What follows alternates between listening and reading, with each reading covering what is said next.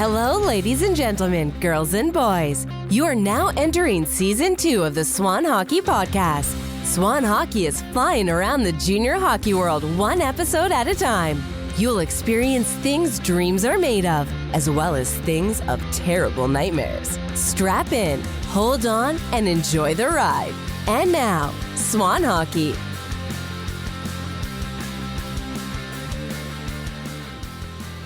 How much extra money do you think people spend on hockey? Like what percentage of what people are paying do you think people are overpaying? Because I think to me, it's just gotten crazy. All the expenses that come along with this game and how many of them, like how many parents and families I see that they're spending money where it's like, why are you doing that? Well, I think certainly prices are very high, and and I think it's something that, unfortunately, if you want a player to develop, you have to pay them. But they are.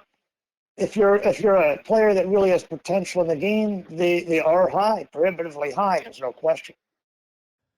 But don't you think people are overpaying, or at least putting the money in the wrong categories? Like I see I see some of these academies and stuff like where it's like $60,000 or $70,000 for a year of hockey.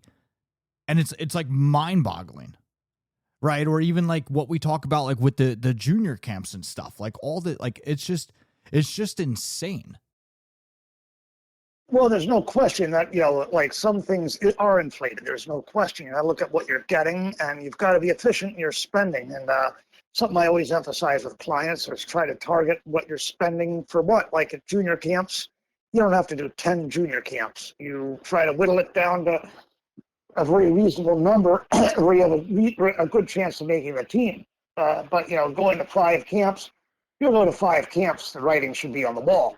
What people don't realize is it was the punchline to a movie, right? You look at Happy Gilmore and it's like, oh, Gilmore, this guy again? How many times has he tried out anyway? Right? It's a punchline to a movie, and people don't even realize it. Like it's just nuts. Well, they don't realize is one junior team has an idea about another junior team, and unless it's at a higher level or a really good organization, if you're a cut, you're generally not going to take cuts from other guys in your league. If another team is cut. Yes. Cut you within, say, the NCDC or the NOL. A NOL team's going to say, well, he's not good enough to play for them. Why is he good enough to play for me? Exactly. People don't realize that. I call it a 2-cut rule. Exactly. For me, the numbers too. Like once you've gotten cut twice, sometimes it could be very tough to get a legitimate third opportunity. Right? Because to exactly what you just said, if someone's like, all right, you got cut from team A and got cut from team B, well, we think we're much better than them. Why do we want them? Why do we want somebody else's garbage? And I'm not calling the players garbage. I'm using that terminology like that. That's the attitude that they'll take. And well, unless a better league, if you're cut by the OHL or the USHL, that's a little bit different. But if you're cut by, like I say, by one NOL team, going to another NOL camp probably isn't a bright idea because you already have the label of reject. And so, I mean, the chances of making it are not so hot. Same thing in the NCDC. If you're cut by one team, going to another team, unless, again, you're dealing with, like, say, you went to the Hitman camp and then Lewiston, who's just starting, might bring you in. That might be a possibility. But that, again, those situations are isolated. So, yeah, you got to be clever. Got to think. Yeah, and like one thing that you always say that you say if you got to tell them who you are, you ain't, right? And it's like if you got to go to 1,000 camps to try to make a team, you're probably looking at the wrong level, right? And even if you do happen to catch on, even if you do happen to strike lightning and you catch on, I mean, what does it really matter anyway? Right? If you could barely catch on at that level, are you going to go up to the next level from there? Right? It's like some players, like if you take the NOL for an example, right? Some players like, oh, I want to go to the NOL because because I want to get to Division 1, which that is probably dwindling down anyway, because of the new rules. But it's like, okay, you want to go to the NOL because you want to go to Division 1.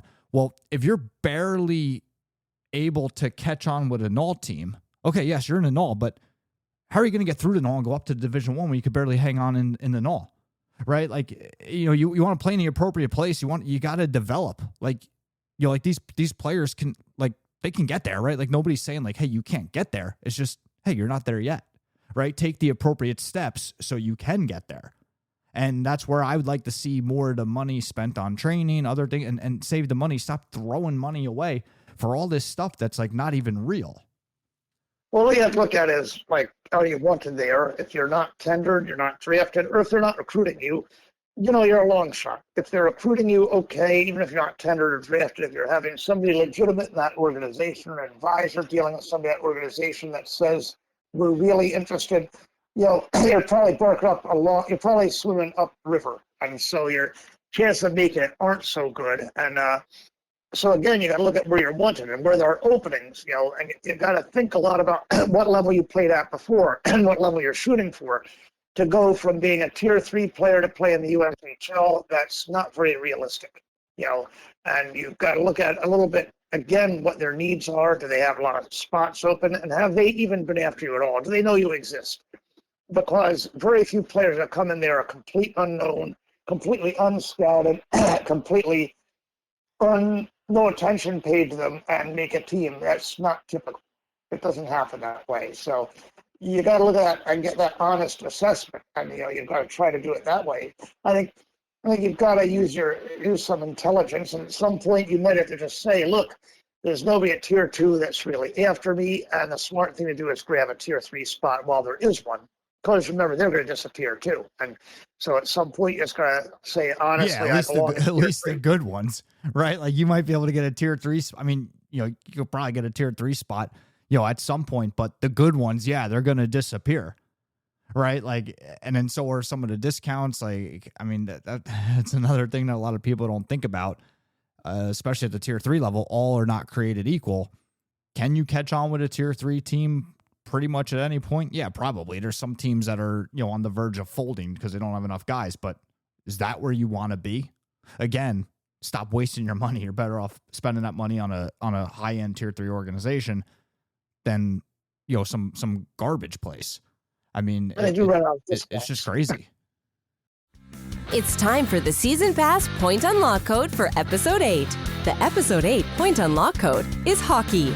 Enter the code at www.swanhockey.io to receive your points. Season Pass is free to join. To join or to learn more, visit Swan Hockey Digital at www.swanhockey.io. And now, back to the show.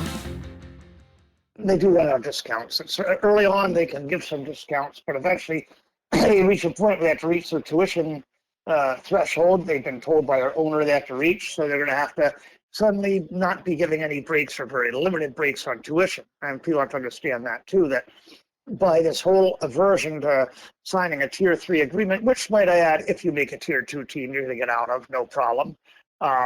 You should get that insurance policy. I wouldn't even say that. I wouldn't even say that's the case. I mean, I like, just with the way things are now, like, I think players definitely need to check their contracts if they're signing tier 3. I really don't think all tier 3 teams would let a kid out of a contract. At least not for free. I mean, I would, you know, unfortunately, I would not be willing to bet on that. That's why you have an advisor, because an advisor can discern that and get that negotiated and handled for you. Because you're right, sometimes they won't. But on the other side of the coin, a lot of the times you can get out of it. They'll have that you know, will rip up the contract if you make a team at a higher level. Now, of course, it all depends also if they recognize that level. Like ECHL may have a hard time recognizing NCDC as a higher level. No, they'll generally recognize. So what you have to understand is, again, that they may or may not do that, but that's one reason why it pays to have somebody there working with you that knows these things and can deal with these things for you. Now, sometimes you know, it's just not in the cards, but but you can sometimes get a deal like that. So, well, and you know, you bring up a very good point. Define higher level. You really got to put the leagues in there, because I've seen that too, even at the youth level, where they have a clause in the contract and they're saying, hey, if you make a tier 2 team, we'll rip up the contract. And then the player goes and makes a tier 2 team and they're like, oh, well, we don't think that league's very good, so we're not ripping up the contract. We it's only for the, you know, NA, BCHL. So you really gotta again define what exactly higher level means, and because there's gonna be a lot of ego battles, right? Like, is an EHL team gonna rip up a contract for if you make an NCDC team? I'd probably say not. They're probably gonna want their money. No, that's what I was just saying. That in terms of junior leagues, now youth junior versus youth. If a youth team, if you make a junior team, nothing a youth team can do about it. But at the same time, you can, as in junior hockey, yes. I think they could still hold money. I think they could still hold. They may not be able to stop you from going, but it doesn't mean that they're not going to charge you that deposit. It doesn't mean they're not going to refund you the deposit. No. They potentially will do that. That's possible. Yes, so that will happen. It's entirely possible and a very good chance of that. However, there's no blocking. It may cost you some. It's like but you're not going to pay. It boils down to it's a very minimal situation. You're not going to have to pay the whole amount. Like if you, of course, switching youth teams today has become incredibly hard. What is that? So when switching youth teams, youth to youth now has become incredibly well, that's hard. what I'm saying. Like even if you're not paying the whole thing, even if you're paying $3,000, $5,000, I mean, it's still a good chunk of money. And again, like kind of like what we're talking about. How much money do people waste by either not reading contracts, going to unnecessary stuff, overpaying for? The academy thing blows my mind too. I mean, some of these prices I'm hearing for academy, like how? Honestly, I don't even know why. I don't know why people would spend it. And again, Bill. Go on, yeah. Oh, no, again, I was just gonna say, like, to what I know we've talked about in the past, where the top end guys aren't paying that money. That's my point, right? The top end guys are not paying that money. It's the lower guys that are footing the bill to skate around in the jersey playing on the second team or something, where the parents or the families are getting tricked into, I got to pay this money to play on this team. It's the end all be all. I got to play here. No, you don't. Like the biggest thing is how good you are at hockey. I mean, could a top end program help? Of course. But if you're not one of the top end players, is it a magic wand and you just pay the $60K and now you're going to turn into a top end player because you're wearing a jersey and going through their program? Absolutely not. You are the biggest factor.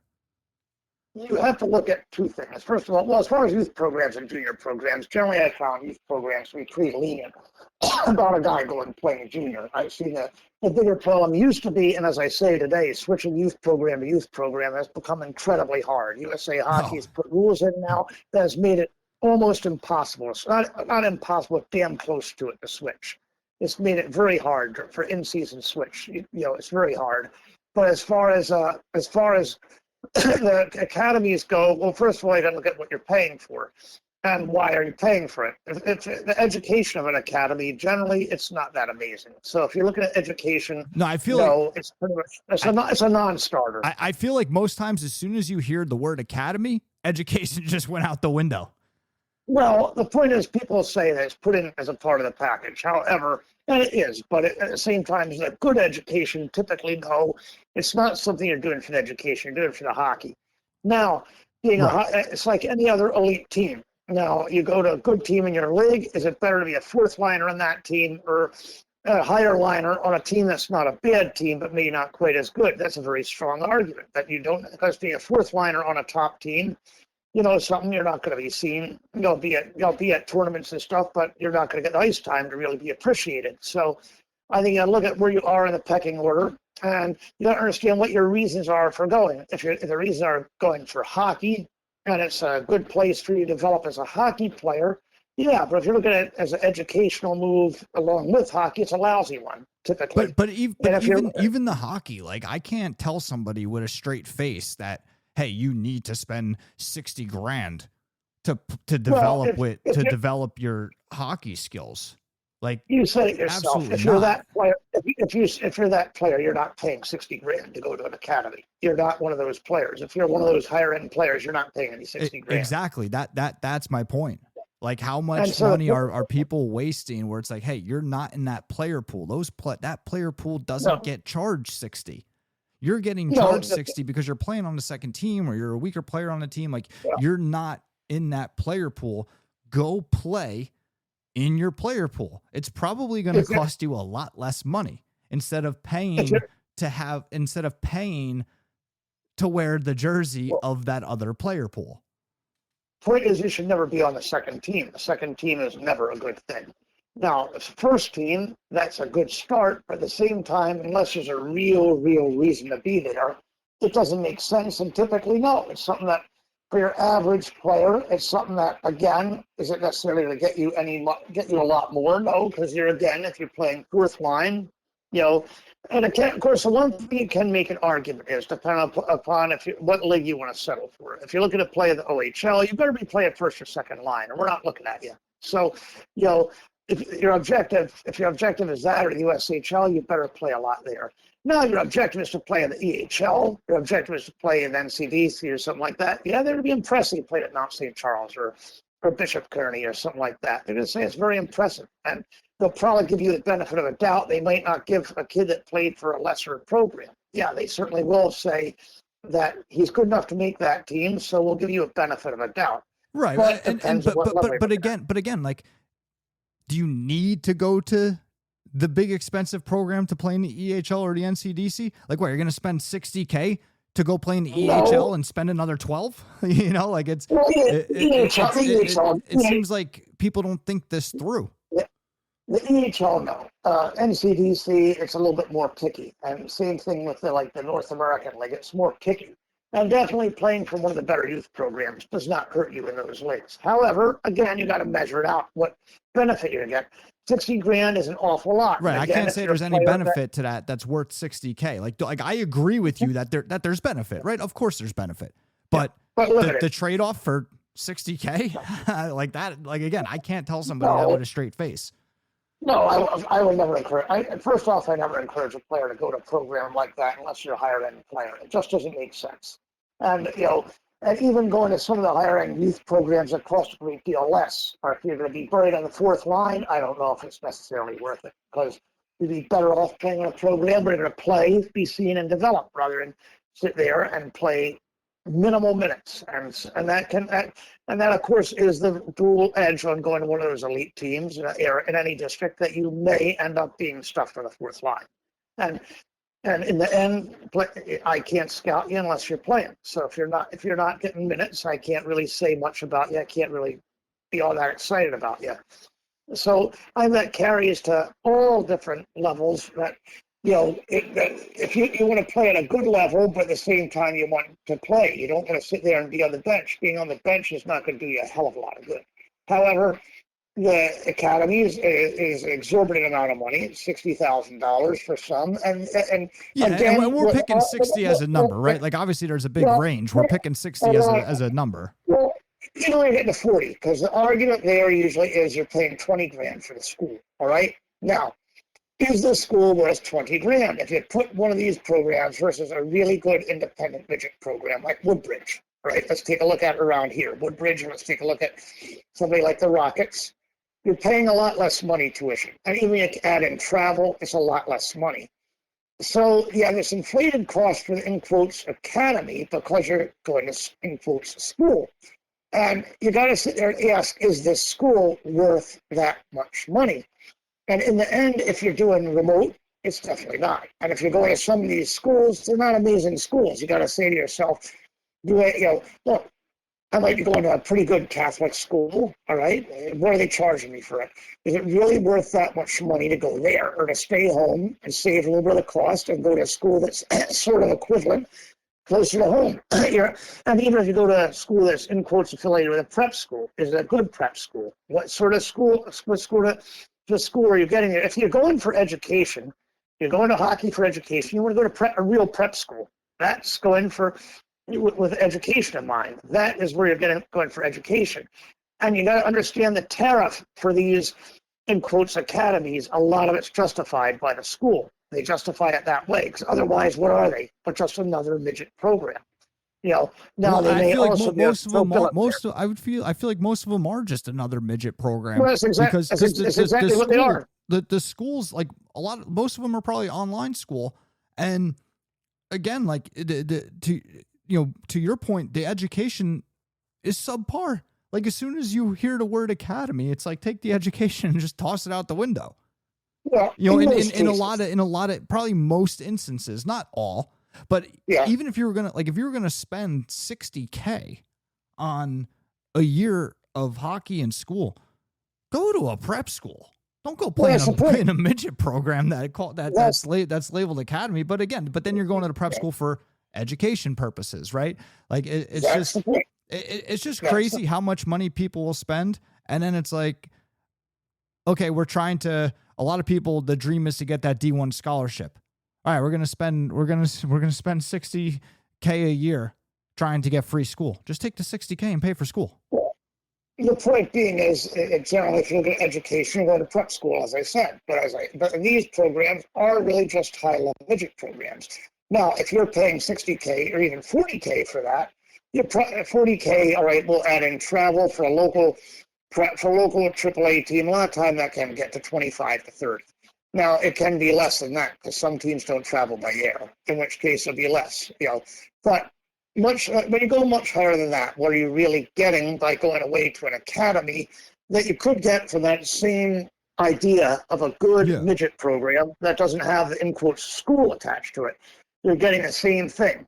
So in reality, you are paying what you're put it this way, with one of the academies, in quotes, what you're typically paying for is the school, and the school is an inflated cost that you really is something that, again, why are you going to pay for that when you could probably do the same thing closer to home if you have a decent program that you could go to? Like a Woodbridge is a damn good program. Why in the world wouldn't you go play there and pay a good deal less? Or the Rockets, they're a very good program. They've been a very good program over the year. You're going to pay a great deal less playing for one of them than you are going to play for one of these academies. And you're getting essentially the same thing. It really isn't that much different, except they have the in quote school there, which really is not. The school itself, about the best you're going to get, the best road you're going to get is a decent Catholic school, which is good, but it's not like you're going to a major prep school, which is great educationally. Is a good Catholic school to get you into any university you want? No, it'll get you into a lot, but not every one. The other side of the coin, if you go to a prep school, you may be talking to Harvard or one of those schools. Yeah, you suddenly are talking about any school you want if you do well there. So you've got to look at what you're getting back. And I think that the whole thing about academies is they built this whole thing up on a model that basically are trying to follow the Shattuck model. And it's something that in the end, it can work, but most of the kids at Shattuck, remember, that top team aren't paying any $60,000. So you're getting a chance. It's the kids on the second team or third team or whatever that are skating around wearing a jersey. And I'm not knocking Shattuck at all. I'm saying that, again, there's a lot of people that are overpaying because they want to be in Club Shattuck, but they're not actually in the club. They're not playing on that top team. They're paying all this money, and it's again, people.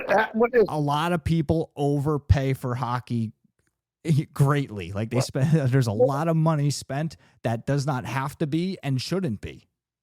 There's a very typical model these days in hockey, having those second and third teams pay for the top team. Right? This has been done for years. You've always had it. You always had, in quotes, premier and elite. Now, what do you think the elite club exists for at youth hockey? It exists to subsidize the premier club to a large degree because they get scholarship kids of the premier team. NCDC lives off its youth system. That's how the NCDC exists, as a youth system. You look at a lot of programs out there. You look at having the premier teams, the junior teams, EHL. Certainly, the premier team helps pay the bills to the real EHL. And even NA to NA3 some point. I mean, probably, not that there's a ton of money for NA3 teams, but yeah, like it's the same model. To your point, it's the same model. The people that are paying the bills, a lot of times these big ticket bills, they're the ones that really aren't benefiting from what the program output that they see is, right? It's those top end players that are not paying or, paying a reduced cost. And I'm sure there's probably, maybe there's some top players that are paying full boat, right? They're probably somewhere, But Yeah. there's a lot of again, like people might be surprised to see what the numbers actually look like for those top players. Well, you can be guaranteed there's some guys that they may not be playing for free, but very close to it. And so there are definite major tuition rates cut for guys. There's no question about that. I think pretty much all youth teams do it to one degree or another. Some would protest and say we don't, but I have my doubts. I think most youth programs do, at least to a point, go and, in quotes, give a kid a break. And so, and not so coincidentally, they're just generally not poor kids. It's good players they're doing it for. So, you're going to get to a situation where there is always scholarshiping, more or less, most of the time. Thank you for listening to this episode of the Swan Hockey Podcast. We remind you that season pass points are available to listeners. For more information, please visit www.swanhockey.io. Until next time.